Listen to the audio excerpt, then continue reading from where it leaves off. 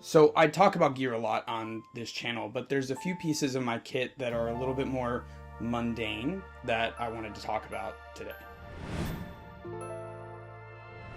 First and foremost, when I say mundane, I don't mean boring. Sometimes these pieces of kit can elevate your project to the next level, keep things organized, or just make everything go a lot more smooth. So first is gonna be just a simple notebook and pen. I'm a very analog guy most of the time when it comes to writing down my ideas, writing down shot references, writing down what shots I need to get.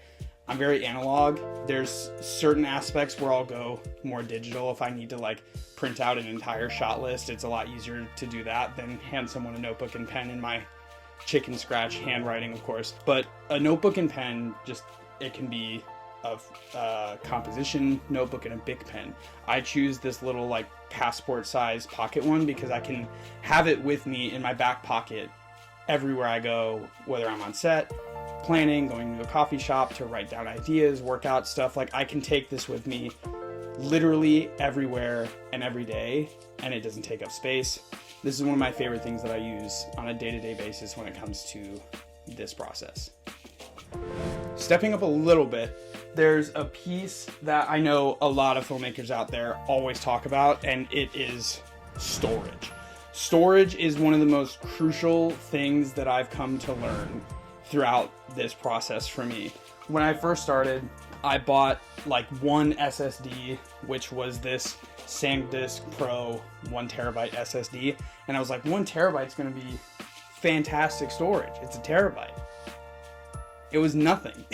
In the grand scheme of things, it was nothing. When you're thinking about building out a kit or just building out pieces of your gear that ultimately are essential, budget for as much storage and capacity for storage, for backups, working projects, all the raw files that you have. Like really take into consideration how expensive some storage solutions can be and budgeting for that. I use kind of amalgamation of different storage solutions. There's SSDs and then there's hard drives. They work in different ways and there's pros and cons to both. I use the hard drives as like pure backup. I don't run any of my editing libraries off of these because the workflow is just a little too slow for me.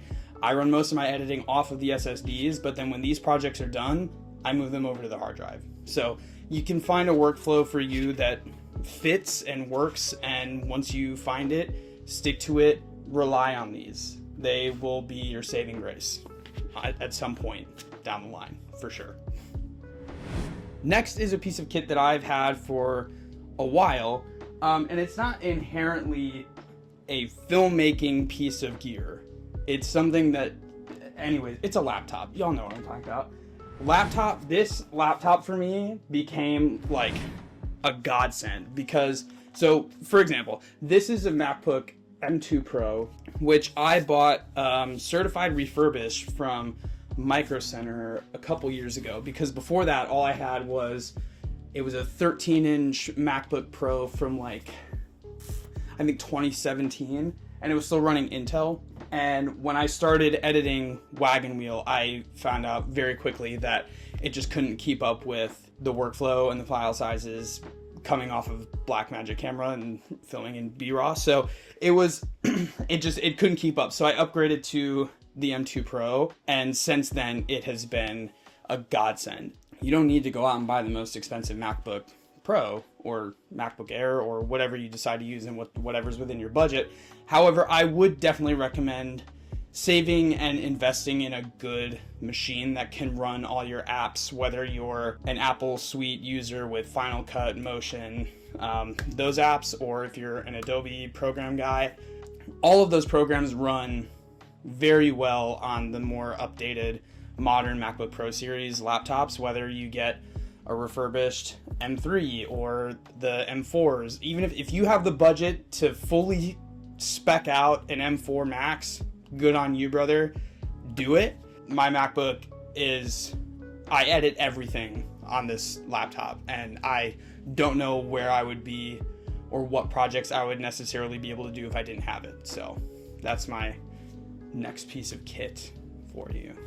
So these last two pieces I'm going to talk about are more specific towards actual filmmaking gear, but they're recent pickups that I've had in the beginning of 2026 that I'm really excited about and what I'm going to be able to use them for. So first is going to be this little guy.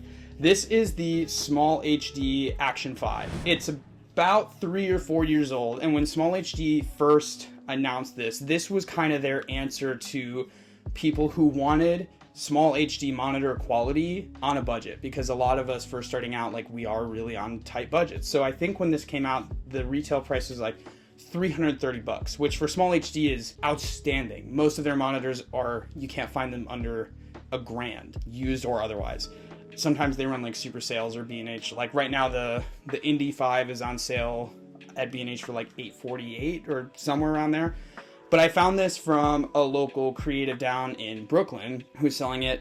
Great condition. It's small. It's lightweight.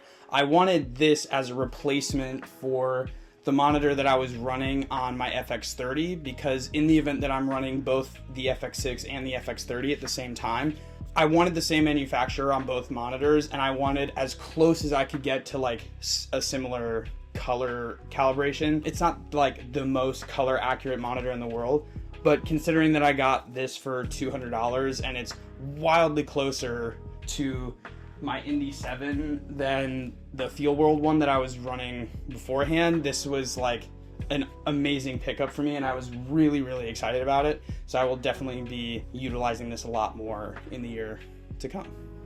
And last but not least, this is a piece, there's a few pieces to this, but this is something that I've been pining after and saving up for a little while.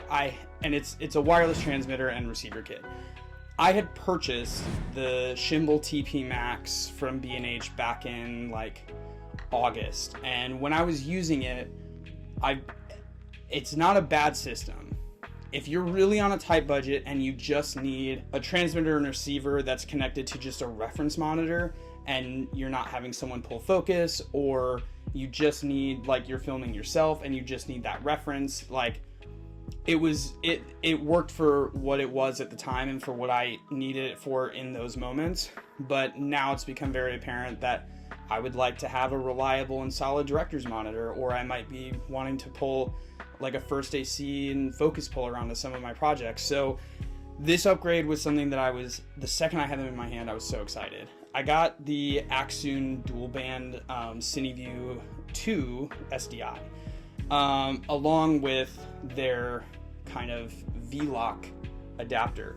It's a great system. There is, I think it's like 0.5 or 0.05 milliseconds of latency, so there's a tiny noticeable bit of latency. It's not the clearest image in terms of what you could find in their CineView Master like 4K, but for what I need, and right now it's the perfect kind of like budget system, sitting at like I think it's like just under $500 right now on B&H. It's a great system. Build quality is fantastic. The connectivity is almost immediate. And the other pro is it connects directly to my phone through the Axoon C app. So if I need that dedicated director's monitor and then someone else wants to like hold the phone, I can connect it through both of those devices, and the system works incredibly well. I haven't really had any hiccups in using it in terms of connectivity, and it is a Wi-Fi based system, and it runs on 2.4 and 5 gigahertz dual band. So this is a piece that I'm super stoked to start implementing into my workflow and on my projects in 2026. And if you want to grab it, go grab it at B&H or any other retailer that you can find it at. Yeah. So anyways, that kind of rounds out my like essential, mundane, not mundane pieces of filmmaking kit that I'm definitely taking with me into 2026. They improve my workflow. They inspire my creativity. They're all fairly budget friendly, fairly accessible. I hope this was informative for anyone who's looking for some new additions to their kit in 2026. And yeah, see you next time.